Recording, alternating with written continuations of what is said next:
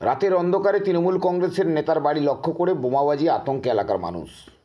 রাতে মথুরাপুর সাংগঠনিক জেলা তৃণমূল কংগ্রেসের ছাত্র পরিষদের সভাপতি দেবাশিস দাসের বাড়িতে বোম মারার ঘটনাকে কেন্দ্র করে চাঞ্চল্য ছড়ায় এলাকায়। আর এই ঘটনার পর থেকে আতঙ্কে রয়েছে দেবাশিস এবং তার পরিবার। মঙ্গলবার সকাল থেকেই ঘটনাস্থলে আসে পুলিশ। ঘটনাস্থল থেকে পুলিশ সুতলি দড়ি, নেট, স্টোন চিপ সংগ্রহ করে। তবে এ বিষয়ে থানায় এখনও পর্যন্ত কোনো অভিযোগ দায়ের হয়নি বলে জানান দেবাশিস। মৌখিকভাবে জানানো হয়েছে। তবে দেবাশিসের বাড়ির সামনেই রাতভর পুলিশ টহল দিচ্ছেন।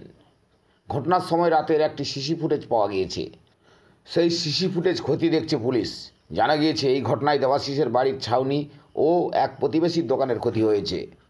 হয়েছে রাতে তখন 1:30 বাজে আমাদের বাড়িতে আমরা বোমার আওয়াজ পেয়ে আমরা উঠি, দরজা খুলি, রাস্তা গিয়েছি। আমরা কাকে কিছু দেখি না। হ্যাঁ, দেখি যে আমরা রাস্তা হাঁটতে এসেছি, এটি আমরা কাকে কিছু দেখিনি। আমরা বেরিয়ে না যাইনি, ওদেরও ডাকি কে বেরিচ্ছে না। আমরা মা বেড়া দুজন আমরা বেরিয়েছি। আমরা বেরিয়ে আমরা দেখি আরও খুঁজি, কে ডাকছি, কে বেরিচ্ছে না। এই লাস্টে আমি কি আমাদের কাঁচ কেন ভাঙলো, কাঁচটা ভাঙি মতো দুবে কাঁচ পড়ে গেছে। আবার লাল মতন একটা জিনিস হুলকো আমাদের ঘরে এসছে, লাল মতন জিনিস আমাদের ঘরে আই। আমি কি লাল হুলকা কেন আমাদের ঘরে আইবে?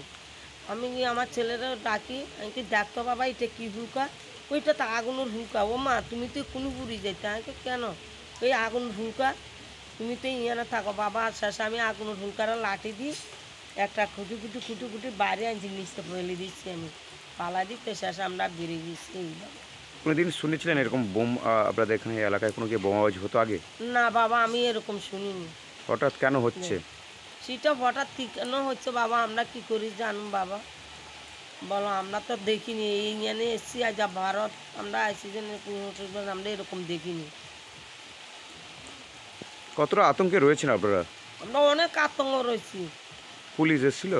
হ্যাঁ, এসছে পুলিশ, কালকে এসছিল। আপনার নাম? আমার নাম পুতুল দাস। বুঝতে পারছি না কি আতঙ্ক এখন, মানে প্রচুর ভয় লাগছে।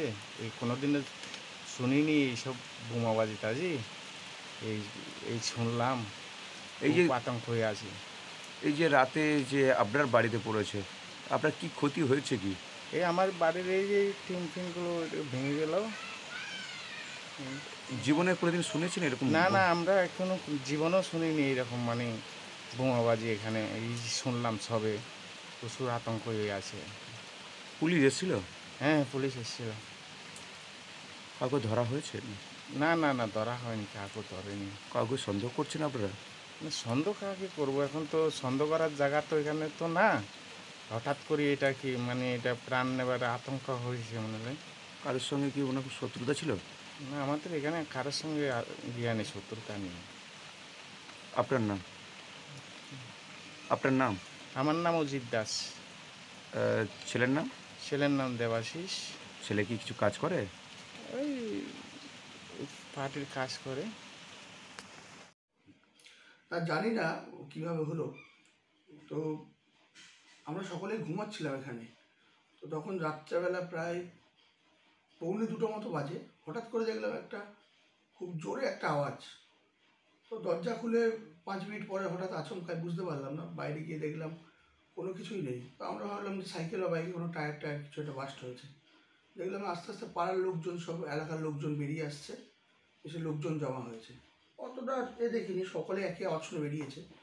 তো ঘুমিয়ে পড়েছি। সকালবেলা ঘুম থেকে উঠে পাড়ার লোকজন দেখলাম কিছু স্টোন চিপ, কিছু নাট বল্টু, বারুদের গন্ধ পাওয়া যাচ্ছে, কিছু তুষ কাপড়, দড়ি এইসব নিয়ে বাড়িতে এসে হাজির হয়েছে।